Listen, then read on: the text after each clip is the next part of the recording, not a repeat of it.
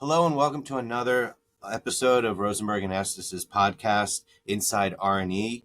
My name is Adam Sanders. I'm a member of the firm's Transactional department, and I focus on acquisitions and sales, financing, joint ventures, opportunity zones, and local law 97. My guest today is Nicole Hay. Nicole is the co-founder and one of the leaders of the Hay and Holt team, a global New York City real estate team at Compass that specializes in residential sales, rentals, and investments. She has been referred to as a deal doctor, which I have seen firsthand on a transaction, and is known for her ability to think outside the box to get deals done for her clients. She was awarded Rebney's Esteemed Deal of the Year Award, which was the deal I was on as well, and a Rising Star Award. For fun, Nicole captures all of New York's beauty and hottest luxury listings on her Instagram page, NY Power Broker, which has been featured on ABC and the Daily News multiple times. We're thrilled to have her today. Hello, Nicole. Hello. Thank you for having me here. So, we do these podcasts, and it's always to talk about things about New York City real estate. And one of the exciting reasons why I wanted to have you on, aside from your experience and knowledge about the residential market, is as well as your ability to think outside the box, to use social media, and to really kind of promote the units you're selling for your clients as well as your team in a very kind of seamless way. So let's first talk about how you started, okay? Because I remember, in all full disclosure, Nicole has been my broker, mine and my wife's broker on a few deals. And it started literally at a dinner where you were like, wait, I know a great building for you guys. And so why don't you start by telling us how you got into residential brokerage, your experiences, and kind of where you are now with your team. Yeah. So it's interesting. When I first graduated, I ended up getting a job at Condé Nast in publishing. And I was doing ad sales over at Allure magazine. And I realized I love selling, and I love that side of the business where I'm meeting new people and I'm, constantly engaging. And I remember meeting different brands, and I love the aspect of sales. From there, I transitioned over to Crain's New York business, and the type of sales I was doing there was also ad sales. However, I was doing some cold calls. A lot of people don't know this about me, but I would say that the cold calling, which is brutal, by the way, was probably pivotal. Brutal. I had to do it. Horrendous, but really helped shape the type of salesperson that I am today, and gave me a platform so that I can pretty much convert anybody from the moment that I meet them into wanting to work with me and seeing my value, and at the same time helping them find the home of their dreams. So I feel like my background in sales has basically shifted over into what I do today. And real estate kind of just presented itself because during my own search for my own apartment, I realized I really liked looking at apartments, and I really liked the aspect of like finding the one and negotiating deals. I ended up negotiating the deal for my own apartment, even though I wasn't licensed then, with the help of my friend who was a broker. And from there, I ended up getting my license and never looked back. I love what I do. I'm very lucky. Okay. No, I mean, I think I've seen you do it, and I've seen it, firsthand. So I see your enthusiasm. I wanted to talk about, so you started before COVID, and you started to really pick up speed before COVID, and talk a little bit about how the market's changed for you, because, the people that may listen to this podcast, maybe have not been in the market since COVID. Okay. Maybe they bought or sold pre-COVID. Now that market's different than what it is now. So maybe pick out a few things that you've seen change that could help someone listening to kind of maybe, issue spot or kind of avoid certain kind of problems, or maybe utilize some benefits from it. Yeah, it's a great point. And the market has really changed from the pre-COVID era to now. Things I would say, just from like a surface level that have changed. I used to do FaceTime tours, and I thought I was so novel in that approach because I did sell some apartments to people from abroad, people out west, like California, via FaceTime. And during COVID, that became so much more of a thing. People weren't allowed into apartments, and I found that I had to be doing these FaceTime tours more. So I always joke that I became an expert in giving the best FaceTime tour ever. So like I like hone into details, and now to this day I do that. I do that more than ever actually, and I feel like it's just become an easier way for the buyers that work with me to see products, for me to kind of, go out there and preview things for Is it a them. kind of first look? It's kind of Is like a it like a first first look. look for someone where Yeah. they then want to go in? Yeah. So I'll do both. I've done Okay. transactions where they've sight unseen, except for the FaceTime, closed on a property, and that's a little bit scary, but we've done that Oh, wow. before. And then I'll also do it where I'm previewing things for Okay. people, and then they're able to say, "Yes, I would like to fly back, and when I do, I want to see this. No, I don't want to see it." So it's working in both ways. Another cool thing I've noticed, which I love since COVID, is we used to, everything is now more digitalized. So no more print hard copies of like listing show sheets. We're doing more email based, more sending things to your inbox, and we're more collaborating digitally. We're also, in addition to that, I feel like not coming to the closings anymore, Adam. I don't know if you're noticing this or not, but brokers I would not were make kind you show up at a closing. of, I mean, brokers were kind of asked to Yeah. stop coming to show to the closing table because you wanted less people in the room. And this has kind of now transpired where they're done more remotely, I guess. I mean, you know more about this than I do, but uh, we're not Yeah. required to be at the closing table like we used to be. And then just in terms of the market and activity, things definitely pre-COVID were much more active. Took a big standstill, obviously, during the pandemic.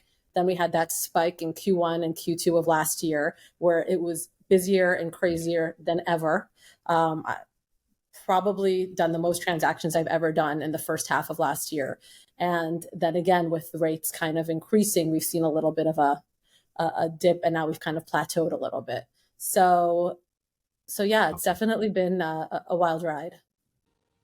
During COVID, you obviously were able to utilize certain technologies such as the FaceTime, which you've discussed, as well as the digital layouts that you can utilize with through in empty apartments. And I've seen them, and they're so good. You're like, I don't even know if that's real, but it still looks great. I can't wait to have that apartment. So at the same time, social media has become very easy to create a profile and to get pictures and stuff out there. And I've seen you really brand yourself well through the NY Power Broker Instagram. Let's start by saying, what made you start utilizing that? How's it evolved? And where do you think you're seeing the best benefit from it? I love this question because Instagram has been something that I've kind of evolved with. I was very apprehensive in the beginning. I was sitting in a coffee shop one day early in my career, and I'm like, I need to think of a really good handle, something catchy that kind of resonates with like what I'm doing here. So NY Power Broker was available, and I snatched it up, and I just started kind of having fun with it at first, and I kind of felt like I was this amazing photographer, as we all do when we're on Instagram, and I was just taking pictures of some of the apartments that I was viewing. And I noticed that the feedback was really cool. People were like, wow, I love, seeing inside these luxury apartments, or the views, or sometimes it'll be the amenities. But I was getting really great feedback and response. And the cool thing is, I noticed with time, I was actually picking up clients from it. So I had people from Australia reaching out to me. I had people from the Middle East reaching out to me. I even had somebody from New Jersey reach out to me. So I had this amazing I had this amazing way of kind of reaching the masses and sharing just what I do every day. And the response to it has been really nice and refreshing. And on just side note, I also have fun with it. I think my personality shines through a little bit on there. But I enjoy it, and I find that it's been really good for getting listings out, getting the word out on what my listings are, sell price, also conveying just what I do to people who are looking from abroad and they want a New York based broker who they kind of feel like they know because they follow me on Instagram. So that's been really cool.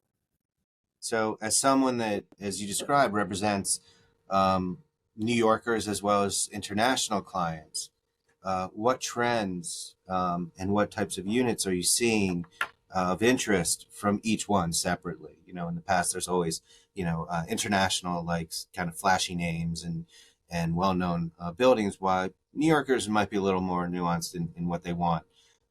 What trends are you seeing for each now? So I'm seeing a lot of parents buying for their children.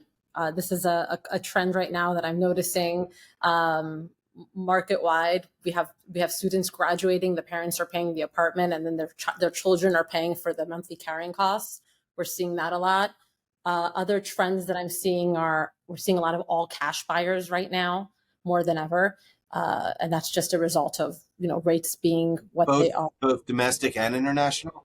Yeah, I'm doing a lot of all cash deals, more than in the past. Okay. But I'm also seeing, and this is something new for me that I hadn't ever done until this past year, actually, is owner financing deals. So we have sellers who are crafting out ways for buyers to be able to purchase the apartment. And not all sellers can do it, obviously, but the few that can, we've been offering this as an option to kind of bring some of the sideline buyers out, so that we can engage them, or just to try to get deals done. So this is something new that I'm kind of experiencing. I don't think it's going to last. I think rates eventually will, come down, and then we're going to have a huge uptick again in activity from all the buyers that have been sidelined.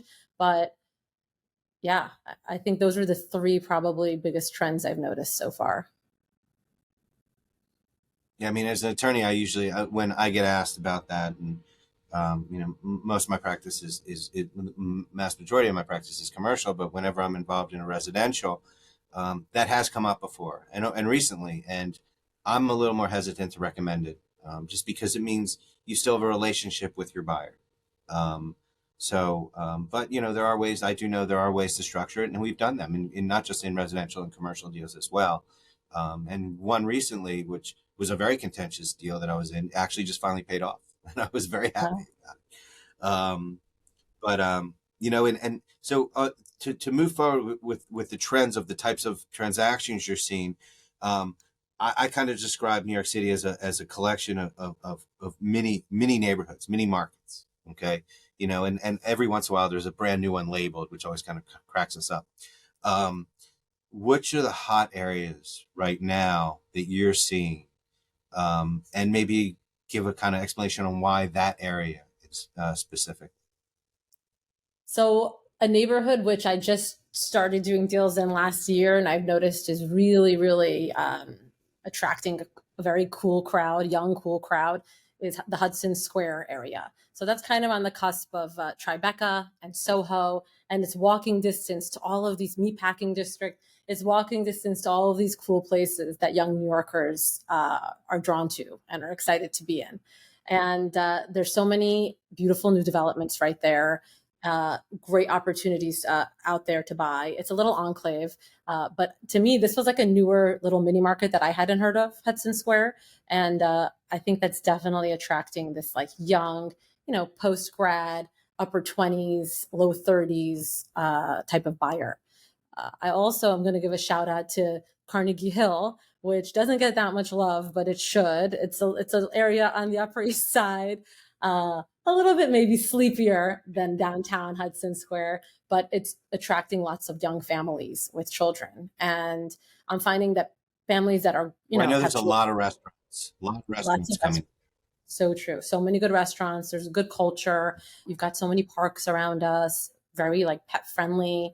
And families who just want to upgrade to larger space, larger apartments are looking over up in Carnegie Hill.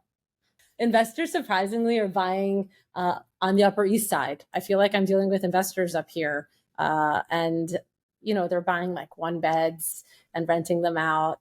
And I think that it's because the Upper East Side, you're getting good value up here. So I'm doing a lot of those too. You're representing investors. Okay, most people when they think residential, brokers are thinking, just buyers or sellers or people that lived in an apartment and want to sell it. Who are the investors? Okay, are they pools of people? Or are they just individuals looking to like make that have cash that want to make a little a revenue stream? Who are these investors, and like what's their demographic? So you'd be surprised. The investors, this is basically their side hustle. So they have another real job. These are doctors, they're people that are in finance, they're people who have extra money on the side and want to place it somewhere that they know they can rest assured will have long-term appreciation and they're getting that value out of their investment. So they're parking it in New York City real estate, which is a smart thing to do. But they're not people that are full-time investors. These are people who this is like I said, their side hustle.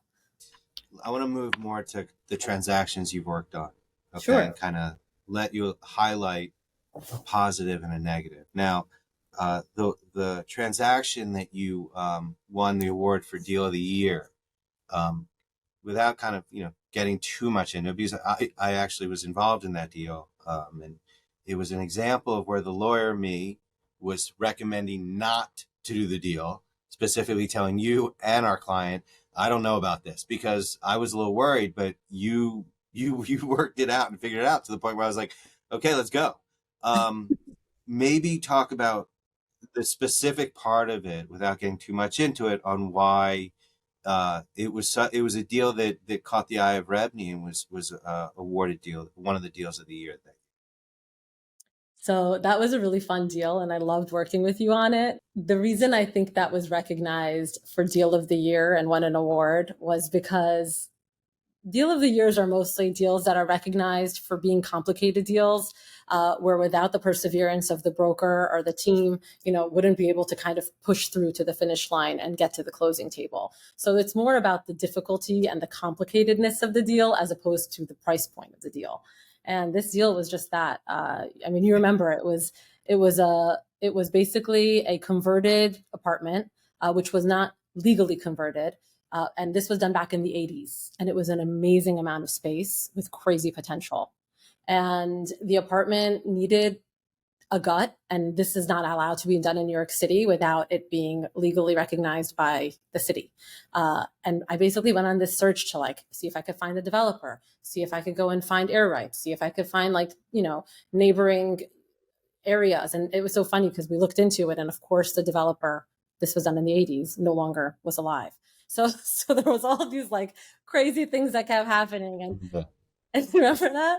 And we were finally able to get it to the closing table, and the apartment now, it has been renovated and is fabulous. So that was really cool thing to happen, and I was excited to have you a part of that win. It was a win for both of us. Yeah, I know. Once you came to us with all the information to prove that it was great. And that he wouldn't have any, our clients wouldn't have any problem. I was like, okay, I can't believe you pulled that off.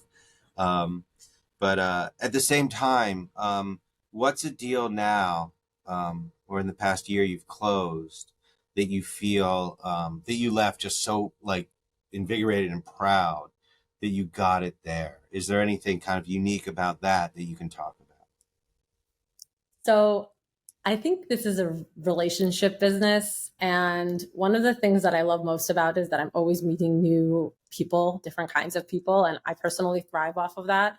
So any deal that I get done where I walk away from it feeling like they're so happy with the place that we found them and the value that I got them, but also that we're able to walk away as really good friends and to have a meaningful relationship after that, that's the kind of deal that means a lot to me. So I'm excited. I've made so many friends from the deals that I've done that I talk to all the time. And it's not real estate related anymore. It's we just hit it off. So those to me are the ones that are the most meaningful, I would say. And they're giving you likes on your Insta. So yeah. That's important. Likes and comments. So yeah, I'm going to exactly. So I'm going to try something a little different. I'm going to give you, and I don't know how this is going to work, but 5 quick questions about kind of the New York residential market, where you're going to just, I'll try to give you 2 sides, and you'll say one thing, or I'll just ask you a question and you'll blurt an answer. Okay, so I don't know how it's going to work. Fire. Okay, but okay, ready? So here's one. Yes. Yeah, rapid fire, what I call it. Condo or co-op? Condo, always. Majority of apartments in the city, about 70% are co-ops. So condos are not as, frequently seen. But I do love the flexibility you have in terms of subletting, in terms of renovation, and in terms of resale with a condo. I myself live in a condo. That being said, co-ops are generally 20% cheaper. So I understand why people are drawn to those. You do get a lot of charm and space with those two, but I'm team condo. Buyer or seller? Buyer. I love working with buyers because I feel like I get to experience for the first time the apartment from their eyes. And we got to talk about it. And, I just love being a part of that process to help them find their home. That for me is We exciting, know, an exciting part of the and we, job. and we know that you'll definitely represent any seller, though. Of course I will. No, I love working with sellers Of too. course. And it's like, I've been hired to get the job done, and I always get the job done. And I'm proud of, the feedback I get from all the sellers I've worked with, but my preference is buyers. Showing or staging? Oh, that's a good question. I think staging helps so much. Shout out to all the stagers out there. It really helps elevate the experience during a showing. It's the difference Okay. between walking into an apartment that's meh and walking in and being like, wow, I could totally live here. So I think staging is key. Are you seeing more units staged, or is it only when they sit on the market or they're empty already? Like what brings you to having an apartment staged? It's a good question. Staging is usually done in empty spaces where the seller has moved out and no longer lives there, in estate sales where they're kind of Okay. past their prime and dated, and you need to help the buyer re-envision the space and kind of draw their eyes and attention to the good parts of the apartment. And also, we could do light staging too. Sometimes it's as simple as like just decluttering a little bit. When I work with sellers, I'm always make sure to do a walkthrough with them to make sure that the house is show ready and looks as great as it possibly could. And that's even without staging. It's just, moving things in certain areas. And I have a pretty good eye for that. So I like to think that I can kind of enhance the experience as a buyer when you walk into, and I try to look at it from their eyes. But yeah, I think it's an important thing to do in certain situations. New development versus pre-war? Really hard one. New developments. I love shiny and new. I love things that are brand new. Okay. I don't know. I just love it. But a lot of the buyers I work with only want pre-war. They love the pre-war charm, and I have a lot of respect for it because I'm a fan of architecture, and I'm a fan of, fireplaces and Okay. and all of these ornate details too. But definitely new devs for me. So I actually, my where I live is kind of in the middle. It's definitely a more recent building, but it's not a new building, but it has a good amount of amenities. And I would say back in the day, I was fascinated by pre-war because I felt like they had higher ceilings, and obviously they're more unique. And so, as someone that grew up around parents that appreciated architecture, I did as well, and I still do. However, now I think they're building the new developments with the high ceilings, with the like and bigger windows. So and I mean the amenities are amazing. So I don't plan to move anytime soon, but I don't know. I think I appreciate the new developments that I'm seeing right now. Okay, for the last question, rapid fire, it's a little different. I'm just going to go with, what do you see in the next 5 years in residential real estate? How do you like? And you talk about anything. How you see your team, how you see the market. What kind of fascinating thing do you see in the future coming? I think that in the next 6 to 9 months, rates will slowly. I actually had a breakfast with Stephen Lasher this morning, and I know that he was your guest last time. And I asked Yeah. him for his projections on the market from a mortgage broker's perspective, and he said in about 6 to 9 months he does foresee that there will be a little bit of a downward shift. And my prediction alongside that is, if and when that does happen, which it eventually will, I do believe that there's going to be a frenzy, and buyers are going to, come out of the sidelines, and activity is going to spike. There's going to be more competition as a buyer. So my point is, I would say right now you have about 2 or 3 months that is a really great opportunistic time as a buyer, because you have minimal competition. There's still just enough inventory out there where we could still find you something nice, and there's a lot of room for negotiability right now because sellers are understanding the current trends, and deals are happening right now. So it's nice to not have the competition or the bidding wars that we were seeing last year, and we'll likely see in the foreseeable future. So, Nicole, I really appreciate this. I think this is very good and valuable. A lot of people, jumping into the New York residential market, whether they're new to it or whether they've even been there before, is always a little intimidating. So it's always good to have someone and get a perspective of someone that it understands it and knows how to to get through it as easily as possible, and deal with complex matters to the very end. So thank you very much. Again, thank you so much for having me. It's always fun chatting with you, and I love talking about real estate anytime. But I just want to say it's also very important to have an amazing attorney on every deal. And you've shown me time and time again that you are amazing to have on hand, and, smart, looks over every detail, trusted. And as an attorney, that's exactly what you need in every real estate transaction. So I've been very fortunate to have worked on several deals with Adam. I think that's key. Just as important, if not more important, than the broker that you choose. Well, thanks, Nicole. So again, I just want to say again, my name's Adam Sanders. In the transaction department at Rosenberg and Estes. We handle all kinds of sales as well as residential. And Nicole is at Compass, part of the Hay Holt group, and her contact information will be in the notes underneath the podcast. And thank you for listening. See you, everyone.